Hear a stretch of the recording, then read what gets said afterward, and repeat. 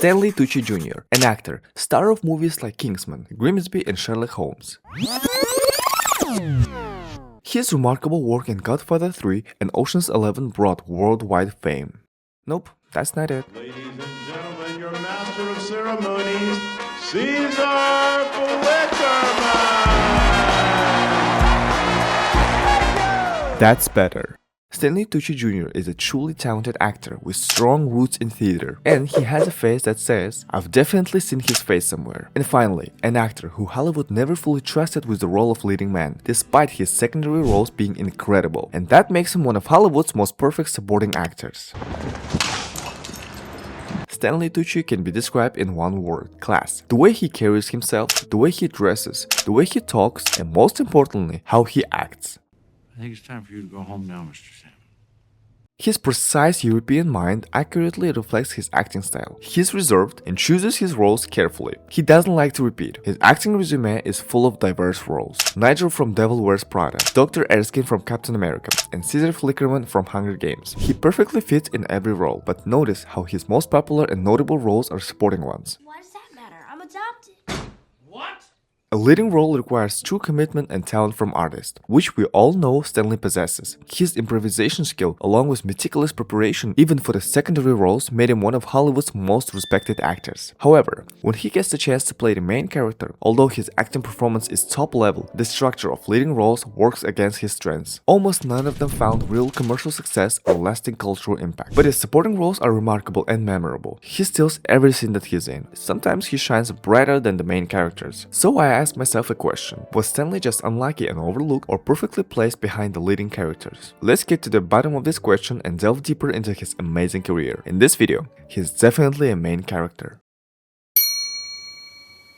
Today's hero was born on November 11, 1960 in Peekskill, New York. His grandparents are immigrants from southern Italy, had a strong influence on his personality, shaping it with a distinctly European mindset. He grew up in a very creative family. His mom was a writer, and his dad worked at a local high school as an art teacher. Even his younger sister, Christine Tucci, is an actress, and his cousin was a screenwriter with whom he co-wrote and co-directed one of Stanley's first breakout films. As a kid, when he was around 10, he got cast as a bad guy in a small play that his English teacher wrote. From his words, he felt very comfortable on stage. After some time spent on the football and basketball teams, he felt like performing on stage again. He said he instinctively knew what to do on stage and felt that he wanted to take it seriously. That decision got him into State University of New York, where he majored in acting and graduated in 1982. I was surprised to learn that some of his friends also become quite successful actors. Ving Rhames, star of the Mission Impossible franchise, and What does Marcellus Wallace look like?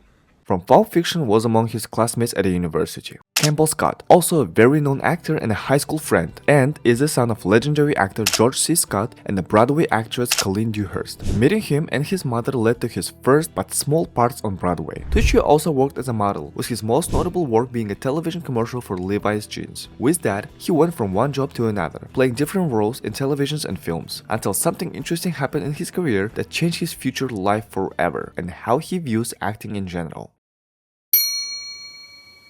In 1991, he acted in the biographical drama film Billy Bathgate, starring Dustin Hoffman and Nicole Kidman. Then he performed at the Yale Repertory Theater and took roles in family comedies and legal thrillers like The Pelican Brief, starring Denzel Washington and Julia Roberts at their prime. But even though any role is good at that point of career, all of these were simple passing jobs that did not inspire him as an actor, except for The Pelican Brief, which he says that this was the first role to make him feel the industry and show the world what he's capable of. A good springboard to his future success, because after this part, Stanley decided to take his career into his own hands, and it changed everything. So it is completely different here than when I was before. His first real breakthrough work, a movie in which his true talent really came through, is Big Night. It proved that if you want to shape your own success and take control of your career, sometimes you have to do it yourself, and Stanley understood that better than most. He co-wrote, co-directed, and starred in one of the leading roles in the film. His Italian roots and love of food were central to why the movie exists and how it feels. A story about two Italian brothers running a struggling restaurant and trying to succeed without betraying their culture. It was a big family project. Scott Campbell, his high school friend, was a co-director whose creative partnership with Stanley balanced passion and restraint, and the script was written by his cousin, Joseph Tripiano. Chi cazzo crede di essere? Tu stai nella cucina con la testa tra le nuvole, così! We were dying and I did something. For 2 years He meticulously prepared for the role, training with the real chefs and learned how to make the dishes himself. His directing style was simple and honest, as was his performance. He said in one of the interviews that directing made him rethink his acting. It taught him not to be so precious. This lesson that he got from working on this project helped him to finally understand himself as an actor. His acting reveals a performer drawn to truth rather than showing off, a philosophy that would later define his career, especially in supporting roles. He believes a supporting role must serve the scene, and he uses restraint as part of his charisma. I think that after this beautiful work, which he created himself and got him into the spotlight, his career would explode with interesting roles. Yet somehow the roles never followed. And before real success arrived, Stanley had to face the hardest scratch of his career.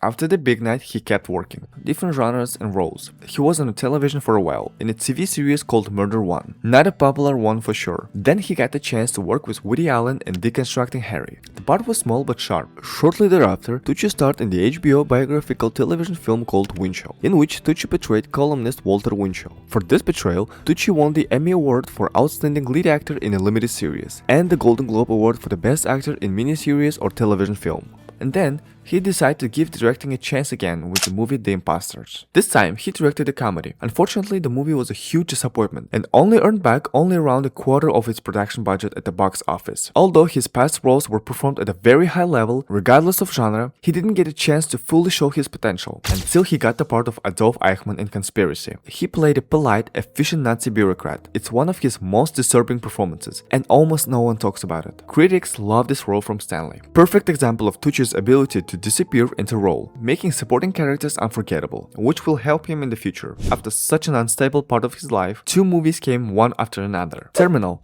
and Lucky Number 11, which of course in both of them he played in the supporting cast. Still, these were the movies that put him on the radar. Great movies, by the way. If you don't know what to watch in the evening, I definitely recommend it. But before we go any further, let's figure out who the supporting characters are, what their role in the story, and what types there are. You just say bingo. Bingo! How fun!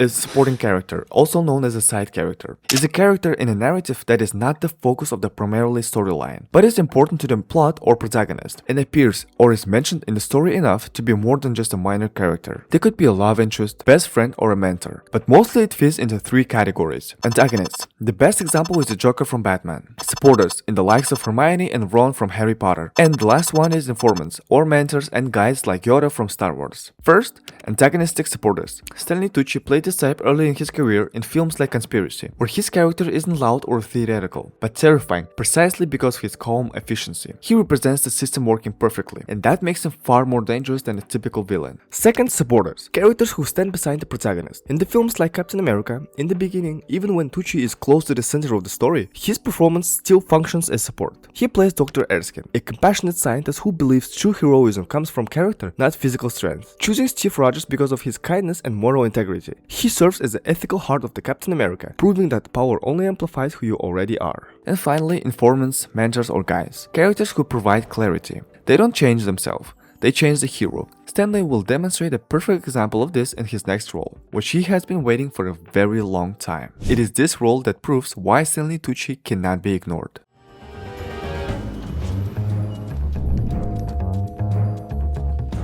In 2006, The Devil Wears Prada premiered. A girl named Andy starts working as an assistant to one of the city's biggest high fashion magazine editors. Once she took the job, she realized that not everything in the world of high fashion was as she imagined. High stakes, a tough boss, and a cast of unforgettable colleagues. And Stanley Tucci was right in the middle of it. The movie was a gateway to the top of Hollywood for actors like Anne Hathaway, Emily Blunt, and our hero Stanley Tucci. He played the perfect supporting role. Whenever he appears on the screen, he steals the scene immediately, but it doesn't mean he dominates it. What he does instead is much more interesting. Tucci often becomes the calmest person in the room. He doesn't raise his voice because he stays true to the character. While other characters react emotionally, he reacts thoughtfully. He listens, observes, and waits. And when he finally speaks, the scene naturally shifts toward him. This is Stanley Tucci's real strength as a supporting actor. He doesn't compete with the lead. He supports the story by giving the scene structure and meaning. And once you notice that, you start seeing it in almost every role he plays. You think this is just a magazine? This is not just a magazine. This is a shining beacon of hope for, oh, I don't know, Let's say a young boy growing up in Rhode Island with 6 brothers, pretending to go to soccer practice when he was really going to sewing class and reading Runway under the covers at night with a flashlight. You have no idea how many legends have walked these halls. And what's worse, you don't care. Because this place, where so many people would die to work, you only deign to work. And you want to know why she doesn't kiss you on the forehead and give you a gold star on your homework at the end of the day.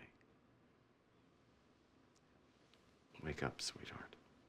He helps her understand her situation not by comforting her, but by making her realize she needs to work hard and be grateful, while also sharing his own story, which makes him a complete character with his own backstory, not just an NPC. But again, like was the case of The Big Night, after being part of such a successful movie, he hasn't received any offers that would compare in success to The Devil Wears Prada. Here's what he said in an interview. I couldn't get a job after that movie. I'm not kidding. So, and prior to getting that, I was struggling. I had made a lot of movies. I was fine, but it wasn't like, you know, they were knocking down my door. Family comedies, political drama, voice acting, and even directing again. But huge success hasn't come to him yet. Although few projects still stands out. First, it was a lead role in 4 Last Days with Reese Ifans and Jonah Malone. The movie doesn't even have 1,000 rating on IMDb. Again, a disastrous result in a lead role by Stanley. Do you know what other film doesn't have 1,000 rating on IMDb? His next film, which he directed and played one of the 2 main characters. The movie is about a family affected by tragedy, and they decided to roleplay a blind date. To be honest, these are not the worst movies. They're decent. Cool concepts and acting are always there with this kind of cast. It's just in a commercial sense and in popularity, these movies didn't do even okay. Then comes The Project with Robert De Niro. Another movie, another minor role for him. But after that, he did something that he hadn't done for more than a decade. A part on a TV show, Emergency Room. Stanley Tucci played Dr. Kevin Moretti, the troubled chief of emergency medicine at County General. His character is a competent doctor but emotionally unstable, struggling with PTSD and alcoholism after the death of his son. Then comes A Swing Vote, a political drama with Kevin Costner in the lead role. Stanley played a ruthless puppet master. It's a political satire that plays it too safe. You can watch it only for the actors' performances, especially the devilishly clever character of Stanley, but don't expect a deep, realistic look at American politics. Another role as a villain in Kid Kittredge, An American Girl, another supporting role, which by this point had become a stable option for Stanley. This film is a warm, kid-friendly family comedy with a good cast. Nothing more to say. In these 2 films he played the villain, but we'll see a good example of convincing acting as a villain later. But for now, he did some voice acting in animated movies. A senator from Space Chimps and Baldo in Tale of Despero.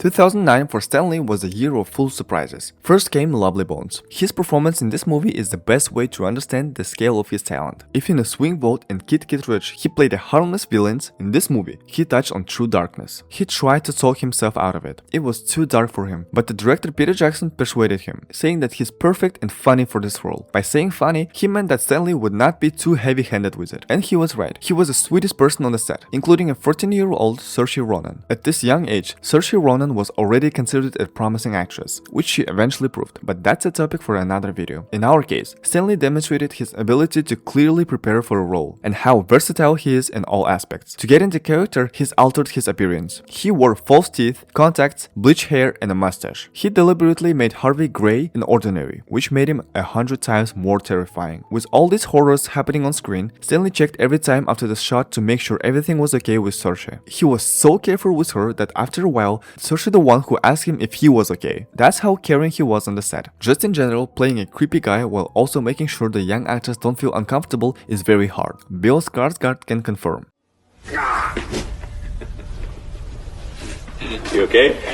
Good job. Let's do it. That's right here.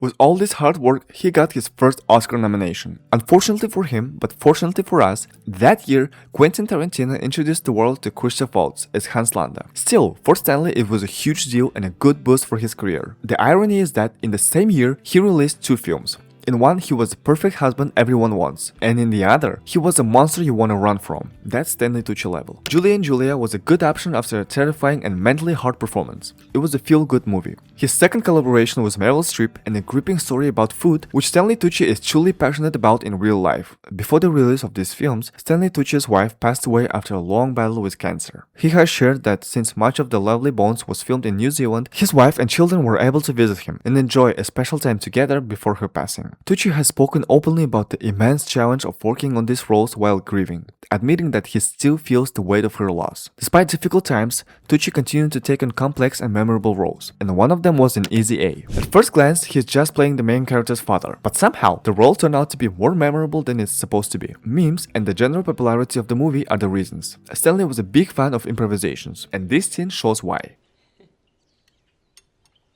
Where are you from originally? One of the funniest and most popular moments was an improv. He shared that he had one of the best experiences on the set, despite the shooting being only 3 days. Why does that matter? I'm adopted. What? Margin calls follows the key people at an investment bank over the 24 hours during the early stages of the 2008 financial crisis. Stanley Tucci plays Eric Dale, the veteran head of risk management, whose sudden firing at the start of the film triggers the entire plot. Although his screen time is limited like always, he steals every scene he's in and delivers one of the best scenes in the entire film. Surrounded by heavyweights like Kevin Spacey, Jeremy Irons, and Paul Bettany, Tucci not only holds his own, but at times completely outshines them. Once he proved he could handle grief and darkness, Stanley took a sharp but colorful turn. 2011 was a year Marvel was in the middle of creating its own universe. Iron Man was a global phenomenon. Because of Iron Man's success, the MCU has launched production on Captain America and Thor. Each film had an incredible cast. Iron Man was Robert Downey Jr., Gwyneth Paltrow, and Jeff Bridges. Thor was Chris Hemsworth, Oscar-winning actress Natalie Portman, and Anthony Hopkins. And Captain America is no exception. Hugo Weaving, Chris Evans, and Stanley Tucci. Here, he played another perfect supporting cast, which gives the main character motivation. 2 times actually. The German scientist, who saw something in Steve that others didn't, was the perfect character to provide moral support and launch a plot with your invention. This was the beginning of another chapter of his career, franchise roles. And then he came.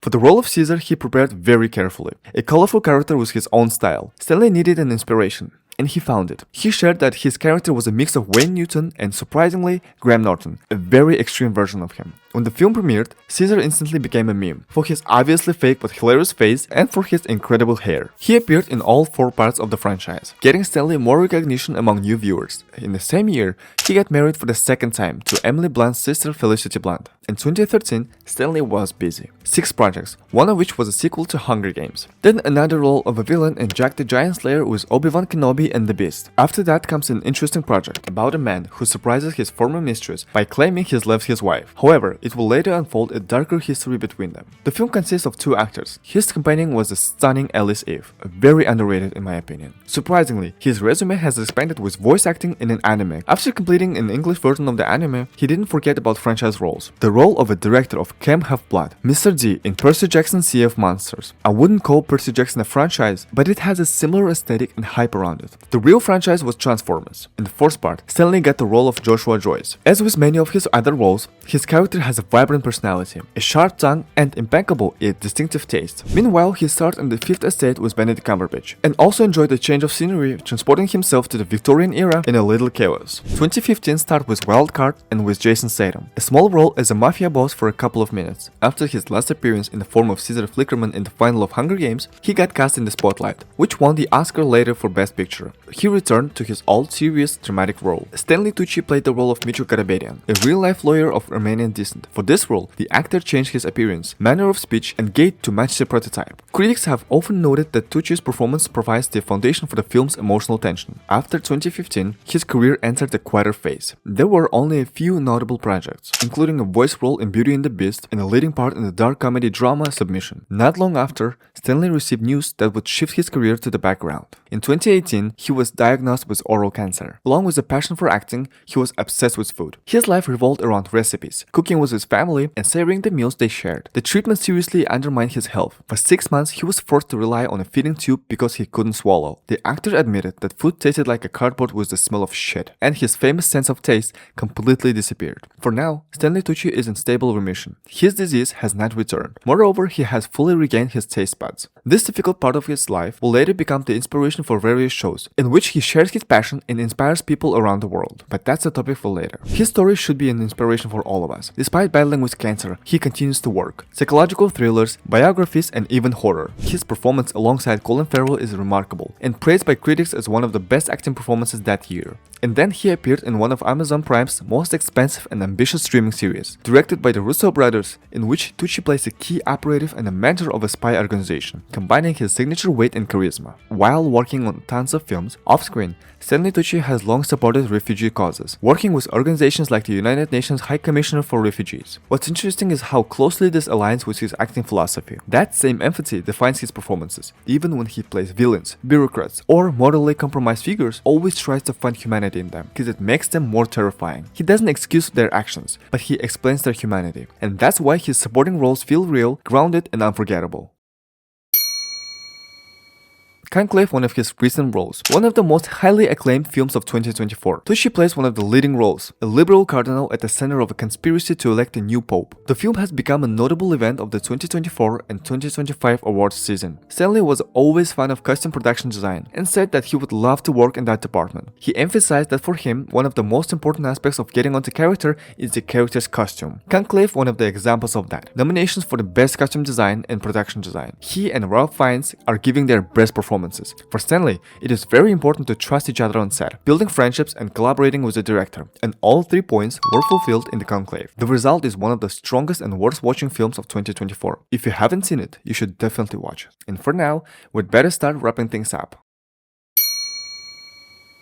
His battle with cancer understandably changed his outlook on life. The actor often says that cancer made him afraid and at the same time feel more alive. And he considers the ability to enjoy food again a real gift. Once he had fully recovered his sense of taste, he turned his passion for food into a new career path, publishing a culinary memoir and launching the popular travel show Searching for Italy. A prestigious journalistic exploration of Italy through food and culture, won a couple of major awards. And later he created a similar but more personal show called Tucci in Italy. Summing up his whole journey, I was impressed by Stanley's character. At first it seems like he never got the chance to be the star. Maybe lacked motivation or just gave up. But as soon as I started studying his biography more closely and watched tons of interviews, he simply didn't want it. He shared that it is easier for him to just go in, shoot quickly and go back out rather than spending 6 months, maybe more, on a set. With Stanley's logic like this, one might wonder whether he treats all roles with equal care. And the answer is yes. He always treated all parts with the same responsibility and prepared thoroughly. It's just he chose projects when he was absolutely sure that the game was worth the candle and that he would not be working in vain, as he often does, no matter how little his role will be. Well, look what TJ Maxx dragged in. Sorry.